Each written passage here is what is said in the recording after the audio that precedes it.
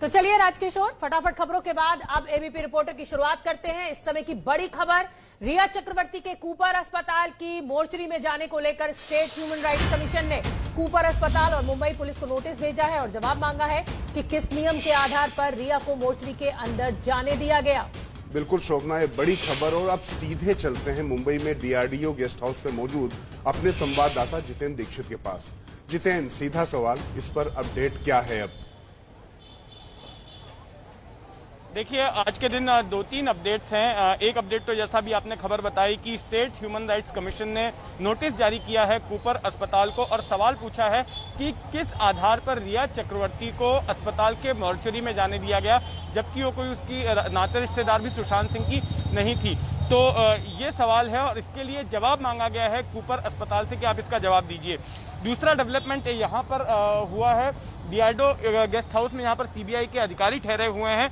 अभी यहाँ पर 4 लोग पहुंच चुके हैं और उनसे पूछताछ शुरू हो गई है।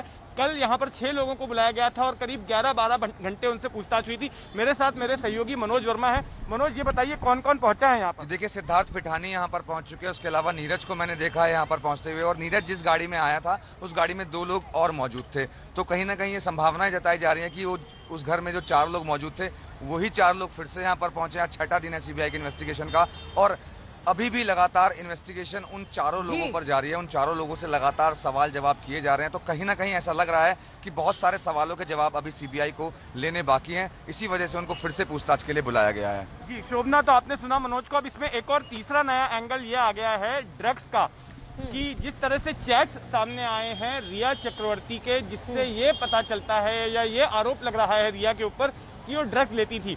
और ये सिर्फ पहली बार ड्रग्स नहीं आया। आपको याद होगा कि 3-4 दिनों पहले हमने नीरज, जो कि नौकर हैं सुशांत के घर पे, उनका बयान चलाया था।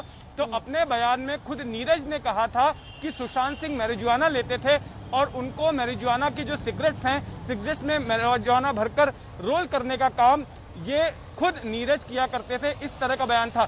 तो दूसरी बार इस पूरे मामले में जिक्र हो रहा है ड्रग्स का। मनोज, अब इस मामले में आऊंगी मैं आपके पास, मुझे लगता है इन्वॉल्व हो जाएगी। मैं आपका रुख करूंगी। मुझे गणेश ठाकुर भी दिखाई दे रहे हैं फ्रेम में, वो भी हमारे साथ जुड़ेंगे लाइव अपडेट लेकर। मेरे को विनीत ढांडा, जो कि जाने माने वकील हैं, वो भी हमारे साथ इस समय एबीपी रिपोर्टर में जुड़ रहे हैं। विनीत ढांडा जी, एनसीबी की एंट्री हो गई है, अब ड्रग्स का एंगल भी देखा जाने लगा है। ह्यूमन राइट्स कमीशन ने भी कूपर अस्पताल को नोटिस दे दिया है कि भाई कैसे रिया चक्रवर्ती गई। तो क्या ये माना जाए कि अब सब सो के जाग रहे हैं? 65-70 दिन हो चुके हैं इस आत्महत्या को। मैम, ये सब जो आप प्रोएक्टिव सब सारे जो सीबीआई है, इनके आने के बाद सब एक्टिव हुए हैं और सीबीआई की जो एग्रेसिव जांच चल रही है उसके बाद ही एनसीबी और ये सब भी एक्टिव हुए हैं। और जो नारकोटिक्स का एक इम्पॉर्टेंट एंगल है, जो आपने भी अपने न्यूज चैनल पे चलाया था कि उनके जो सर्वेंट थे वो उनके लिए मैरिजुआना की सिगरेट्स बनाते थे। तो ये काफी इंटरेस्टिंग भी हो गया है मैम और पेचीदा भी हो गया है। और ये सिर्फ ये अब चीजें निकल के इसलिए आ रही है क्योंकि सीबीआई की इन्वॉल्वमेंट हो गई है इसके अंदर, और सुप्रीम कोर्ट भी इस चीज को ऑब्जर्व कर रहा है कि सीबीआई क्या जांच करती है। तो अभी आने वाले दिनों में जब सख्ताई से सबसे पूछताछ होगी और सब कुछ होगा तो आप काफी सारी इंटरेस्टिंग चीजें बाहर निकल के आएंगी मैम। ठीक है, हमारे सहयोगी गणेश ठाकुर भी जुड़ गए हैं। गणेश, एक बात बताइए आप, क्योंकि नारकोटिक्स ब्यूरो तो इसमें जुड़ गया है, लेकिन एनडीपीएस एक्ट के तहत मुकदमा दर्ज करने के लिए बहुत जरूरी होता है कि वो जो नशीला पदार्थ है उसको मतलब सेवन करते हुए लोग पकड़े जाएं और या उसको पकड़ा जाए। तो ऐसी स्थिति में कोई मुकदमा तो दर्ज हो नहीं सकता है, भले ही नारकोटिक्स ब्यूरो इसमें इन्वॉल्व हो गया हो। जी देखिए राजकिशोर, ये बात आप सही कह रहे हैं कि पोजेशन और कंजम्पशन एनडीपीएस एक्ट के लिए बहुत महत्वपूर्ण होता है। लेकिन अगर ड्रग डीलर्स तक पहुंचा जाएगा और ड्रग डीलर्स ये कहेगा कि हाँ मैं ड्रग्स दिया करता था, तो उसके बाद उस ड्रग डीलर के बयान के आधार पर जांच हो सकती है और मामला दर्ज भी हो सकता है। और इसीलिए नारकोटिक्स कंट्रोल ब्यूरो को इस पूरे मामले में अब लाया गया है ईडी और सीबीआई ने सलाह मशवरा करने के बाद। इसकी शुरुआत कहां से हुई? तो सुशांत के अकाउंट से लगातार 20-20 हजार रुपए निकाले जा रहे थे, ये सामने आया। और ये पैसे निकाल कौन रहा था? तो सैमुअल मिरांडा, जिसके साथ रिया के चैट्स अब सामने आए हैं। रिया सैमुअल मिरांडा से कहती है कि ड्रग्स के बारे में पूछताछ करती है, रिया से सैमुअल मिरांडा पूछता है कि ड्रग्स खत्म हो गए, कहां से लाना है।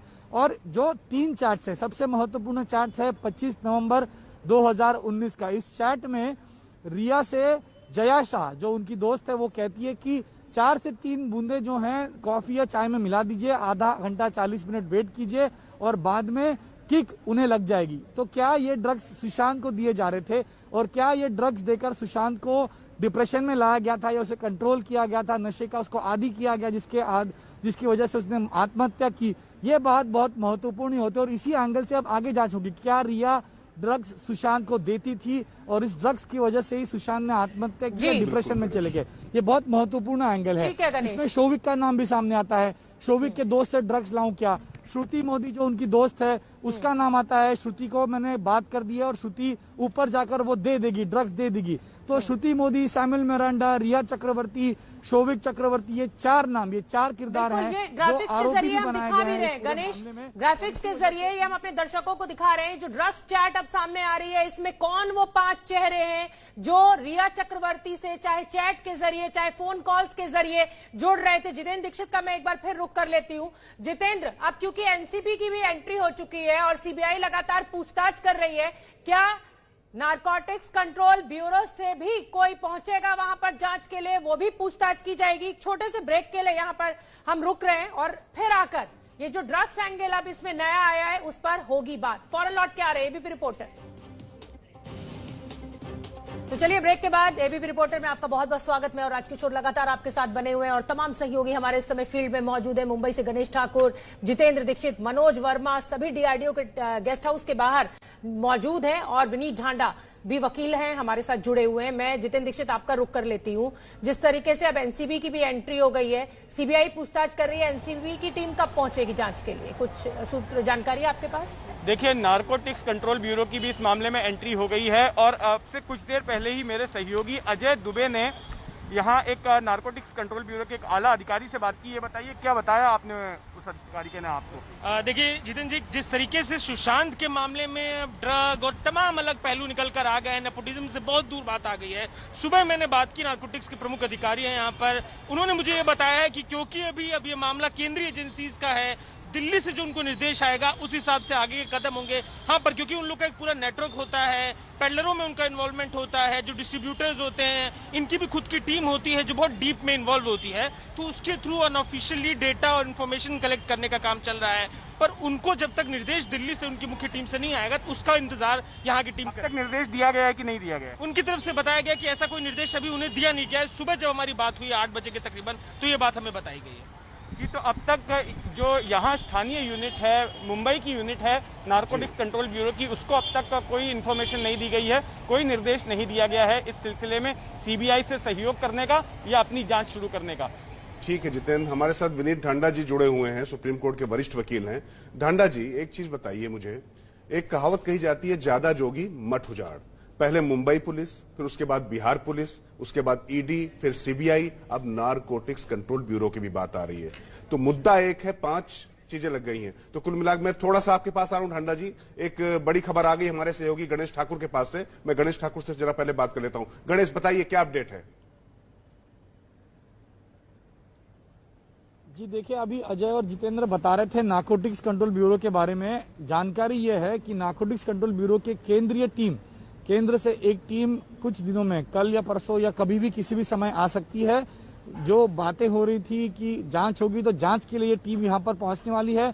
उसका कारण ये भी है कि मुंबई का जो यूनिट है, यहाँ पे 15 से 20 अधिकारी ही हैं, स्टाफ है, तो यहाँ कम शॉर्टेज पड़ सकता है इतने बड़े केस के लिए। तो एक टीम दिल्ली से आएगी और मुंबई टीम उससे जुड़कर यहाँ काम करेगी और पूरे नेटवर्क का इस्तेमाल ये करेगी। बड़ी खबर शोभना, तो हमारे सहयोगी गणेश 1 मिनट के लिए आपको रोक रहे हैं। बहुत बड़ी खबर आपने दी है कि किस तरीके से नारकोटिक्स कंट्रोल ब्यूरो की टीम मुंबई जाएगी, दिल्ली से पहुंचेगी वहां पर टीम, क्योंकि वहां पर इतना स्टाफ नहीं है। शोभना, बड़ी खबर, पूरी गंभीरता से लेते हुए इसको केंद्रीय एजेंसियां जिस तरीके से जा रही, ये टीम भी दिल्ली से जा रही है मुंबई जांच करने। बिल्कुल राजकिशोर, और सीबीआई और ईडी की जांच लगातार चल रही है। ऐसे में नारकोटिक्स कंट्रोल ब्यूरो का ड्रग एंगल को डील करना, कहीं ना कहीं एक बहुत बड़े खुलासे का इंतजार देश को। जिस तरीके से अब एनसीबी की टीम भी मुंबई पहुंचेगी और पूछताछ को आगे बढ़ाएगी। हम आपको बता दें कि ईडी की जानकारी पर एनसीबी इन्वॉल्व हुई है। छोटा सा ब्रेक, फौरन लौट के आ रहे हैं, बने रहिए एबीपी रिपोर्टर में। तो आप देख रहे हैं कि कैसे कैसे सुशांत मामले में जांच जो है वो सुलझने की जगह उलझती जा रही है। अब नारकोटिक्स कंट्रोल ब्यूरो की भी एंट्री हो गई और तमाम हमारे सहयोगी हमारे साथ इस समय फील्ड में मौजूद है। राजकिशोर, जितेंद्र दीक्षित का रुख कर लेते हैं जो डीआरडीओ गेस्ट हाउस पर मौजूद है। बिल्कुल जितेंद्र, सीधा सवाल, ये जो ड्रग्स देने और लेने की बात आ रही है, इसको लेकर कुछ भी कंफर्म हो पा रहा है क्या कि ड्रग्स दिए जाते थे, लिया? क्योंकि सुशांत भी देखिए कोई बहुत नाबालिग तो थे नहीं, अगर उनको दिया जा रहा तो उनकी सहमत से ही उनको दिया जा रहा होगा, लेकिन रिया क्या उसमें टूल बन रही थी? किस तरीके की जानकारी आ पा रही है? और इसमें मैं एक चीज और जोड़ना चाहूंगी जितेंद्र दीक्षित, जब विसरा की रिपोर्ट आई है उसमें भी किसी नशीले पदार्थ के सेवन की बात सामने नहीं आई है उस रात जिस रात ये पूरा मामला सामने आया, आत्महत्या या हत्या जो भी। देखिए, अगर आप नीरज जो उनका नौकर है उसके बयान पर यकीन करें तो इससे तो यही पता चलता है कि सुशांत जो है वो मैरिजुआना लेते थे, वो एक तरह से नशीली पदार्थ का सेवन करते थे। और उसने अपने बयान में यहाँ तक कहा था कि जब सुशांत की जिस दिन मौत हुई उसके पहले तक उन्होंने मैरिजुआना की सिगरेट बनाकर जो है उनके कमरे में रख दी थी। तो अगर उस पर यकीन करते हैं तो सुशांत तो ड्रग्स लेते ही थे, लेकिन अब जिस तरह से व्हाट्सएप की चैट सामने आई है उससे ये पता चलता है कि रिया ने भी ड्रग्स का सेवन किया था। और मैं आपको बता दूं, एमडी का जिक्र कर रही हैं रिया उस चैट में। दरअसल एमडी एक कोड वर्ड है, मेथाम्फेटामिन नाम का एक ड्रग है जो कि खास करके युवाओं में जो युवा ड्रग्स लेते हैं उनमें काफी ये चलता है। इसे मम्मी डैडी भी कहते हैं कोड वर्ड में, और इसको कैच आई भी कहा जाता है। और खास करके हाल फिलहाल में मुंबई पुलिस के एंटी नार्कोटिक्स सेल ने ऐसे बहुत सारे रैकेट्स का पर्दाफाश किया है जो कि इस तरह के ड्रग्स को बेचता था, इस तरह के ड्रग्स की सप्लाई करता था। और मुंबई में खास करके ये जो वेस्टर्न सबब है यहाँ के इलाकों में ये ड्रग काफी पॉपुलर हुआ करता था। यहाँ के जो नशेड़ी हैं, यहाँ जो लोग एमडी लेते थे, उनके यहाँ पर अच्छी खासी सप्लाई होती थी। जी जी बिल्कुल जितेंद्र, आप बने रहिए क्योंकि आप उस गेस्ट हाउस के बाहर हैं जहां लगातार सीबीआई की टीम पूछताछ कर रही है। तो पल पल का अपडेट सबसे पहले जितेंद्र हम तक पहुंचा रहे हैं। तो सुशांत की मौत की गुत्थी लगातार सुलझने के बजाय उलझती जा रही है। जितनी ज्यादा एजेंसियां इसमें शामिल होती जा रही हैं उतना ही मामला कॉम्प्लिकेटेड हो जाता है। हमारे सहयोगी Jitendra Dikshit DRDO guest house के बाहर मौजूद है। जितेंद्र, अब एक नया एंगल आ गया। सुब्रमण्यम स्वामी ने अब एक नया विस्फोट कर दिया। उन्होंने कहा कि लॉकडाउन के दौरान जिस समय सुशांत ने आत्महत्या की उसी दिन उनकी ड्रग डीलर से मौत हुई थी और सीधे सीधे संदीप सिंह का भी वो इन्वॉल्वमेंट बता रहे हैं। तो मतलब मामला अब एक और अलग दिशा में चलता चला जा रहा, अभी और नए किरदार इसमें आने बाकी हैं। यह बात सही है, लेकिन जहां तक सुब्रमण्यम स्वामी के ट्वीट का सवाल है तो यहां पर यह देखना जरूरी है कि क्या ये जो जांच एजेंसियां हैं, चाहे सीबीआई हो या नारकोटिक्स कंट्रोल ब्यूरो हो, उनके ट्वीट को कितनी गंभीरता से ले रही हैं और अपनी जांच की दिशा में क्या उनकी दी हुई जानकारी को शामिल कर रही हैं। अगर ऐसा है तो मेरा मानना है कि इन एजेंसियों को सुब्रमण्यम स्वामी से भी पूछताछ करनी होगी और उनसे जानना होगा कि आपको किसने ये जानकारी दी, कैसे आपको पता चला कि उसने ड्रग डीलर के साथ में मुलाकात की थी, आप किस आधार पर कह रहे हैं कि संदीप सिंह इसमें इन्वॉल्व हैं। तो ये तमाम जानकारी हासिल करने के लिए इन एजेंसियों को सुब्रमण्यम स्वामी से भी पूछताछ करनी होगी। और अब ये देखना होगा कि क्या इस ट्वीट के बाद में सीबीआई सुब्रमण्यम स्वामी को भी सम्मन करती है और उनसे भी बयान देने को कहती है। अगर सुब्रमण्यम स्वामी जैसा वरिष्ठ नेता कोई बात कह रहा है तो उसका आधार क्या है, किस जानकारी के आधार पर, किस सबूत के आधार पर सुब्रमण्यम स्वामी ने बात कही है, ये जानना बेहद जरूरी है। बिल्कुल जितेंद्र, बड़ी बात आपने कही कि अब इस समय अगर कोई बड़ा नेता सुब्रमण्यम स्वामी जैसा राजकिशोर अगर इस तरह का बयान दे रहा है तो जाहिर सी बात है कि सीबीआई को बुला लेना चाहिए। सुब्रमण्यम स्वामी को उनकी पार्टी गंभीरता से कितना लेती है, ये भी एक बड़ा सवाल। ये भी एक बड़ा सवाल। तो रुकेंगे एक बहुत छोटे से ब्रेक के लिए। एबीपी रिपोर्टर में कहीं मत जाइए, मैं और राजकिशोर लगातार आपके साथ।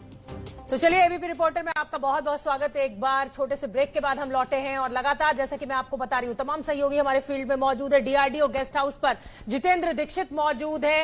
राजकिशोर, रोज एक नया किरदार इस पूरे मामले में आ रहा है। गणेश ठाकुर भी मुझे दिखने लगे। जितेंद्र, रोजाना एक नया किरदार, रोजाना एक नया एंगल। लोगों को लग रहा था कि अब सीबीआई आ गई है तो जल्दी कुछ सब्सटेंशियल निकल कर आएगा, लेकिन हर रोज एक नया खुलासा हो रहा है। देखिए शोभना, ऐसा है कि सीबीआई जो है कोई भी कदम उठाने से पहले या फिर पहली गिरफ्तारी करने से पहले अपना होमवर्क पूरा कर लेना चाहती है। और यही वजह है कि 6 दिन से सीबीआई बार बार घटनास्थल पर जा रही है, कूपर अस्पताल जा रही है, पुलिस थाने जा रही है और अपना होमवर्क कर रही है। लेकिन मैं आपको बता दूं, बड़ी खबर मेरे सहयोगी मनोज वर्मा अभी लाए हैं। एनसीबी इस मामले में सक्रिय हो चुकी है। क्या खबर आई है, मनोज बताइए। जी बिल्कुल, देखिए एनसीबी के जो डायरेक्टर हैं राकेश अस्थाना, वो अभी 11 बजे एक अहम मीटिंग लेने वाले हैं सुशांत केस पर। ये मीटिंग दिल्ली में होगी और क्योंकि ईडी ने जो जांच की थी उस जांच में जो रिया की कॉल डिटेल्स आई हैं उसमें ड्रग्स एंगल अब सामने आने लगा है और इसी को लेकर के अभी एक अहम मीटिंग 11 बजे जो आरके पुरम में नारकोटिक्स कंट्रोल ब्यूरो का हेडक्वार्टर है वहां पर एक बहुत अहम मीटिंग होने वाली है एनसीबी की सुशांत केस पर। जितेंद्र दीक्षित, मुझे ये बड़ी खबर अपने दर्शकों को बता देने दीजिए, फिर मैं आपके पास आऊंगी। और बड़ी खबर सुशांत मामले में इस समय का बड़ा डेवलपमेंट ये है कि राकेश अस्थाना जो कि एनसीबी के डायरेक्टर हैं, उनकी अध्यक्षता में सुबह 11 बजे अब से 15 मिनट बाद ये बैठक शुरू हो जाएगी। आरके पुरम इलाके में जो नारकोटिक्स का ऑफिस है उसमें वो अपने तमाम अधिकारियों के साथ आगे की रणनीति पर चर्चा करेंगे। बिल्कुल शोभना, और देखिए हमारे सहयोगी गणेश ठाकुर और जितेंद्र दीक्षित लगातार आपको सबसे पहले खबरें दे रहे हैं। मनोज वर्मा उनके साथ में, पूरी टीम मुंबई में किस तरीके से काम कर रही है बीते के। आप देखिए अब सीधे गणेश के पास जाते हैं। गणेश ने सबसे पहले ये बताया था कि किस तरीके से दिल्ली से टीम आने वाली है, जिसकी पुष्टि अभी जितेंद्र और मनोज वर्मा ने भी कर दी है वहां से। तो गणेश, आपकी बात बिल्कुल सही, राकेश अस्थाना यहां पर बैठक लेने वाले हैं। तो कुल मिला के नारकोटिक्स कंट्रोल ब्यूरो भी पूरी तरीके से सक्रिय होने जा रहा है। टॉप लेवल पे ही बैठक चल रही है। जी बिल्कुल राजकिशोर, देखिए ये किया इसलिए जा रहा है क्योंकि एक प्लान ऑफ एक्शन बनाया जाए कि जांच किस तरह होनी चाहिए, सीबीआई और ईडी के साथ समन्वय कैसा बनाना चाहिए, नेटवर्क क्या होगा। अब रिया के सुशांत के अकाउंट से जो डिटेल मिली, फिर वो सीडीआर पे गए और सीडीआर में रिया के कुछ नंबर्स मिले हैं। तो वो पेडलर्स कौन है, डीलर्स कौन है, जो ये ड्रग सप्लाई करते थे या पहुंचाते थे, ये कहां से लाते थे, ये सारा नेटवर्क एनसीबी का होता है। इसी वजह से एनसीबी को इसमें लाया गया है और एनसीबी इस एंगल में सीबीआई की मदद करेगी और एनसीबी लगातार ये जानने की कोशिश करेगी कि आखिर ये ड्रग का एंगल है क्या, क्योंकि मुझे लगता है कि इसी एंगल पर अब आगे जाते हुए इन सभी लोगों पर शिकंजा कसा जाएगा कि सुशांत को बड़ी जानकारी इस समय की यही है कि राकेश अस्थाना जो कि एनसीबी के डायरेक्टर हैं, उनकी अध्यक्षता में अब से कुछ देर बाद बैठक शुरू होने जा रही है। अब एनसीबी की जांच की क्या रणनीति होगी उस पर भी होगा खुलासा। ब्रेक के बाद फौरन लौट के आ रहे हैं।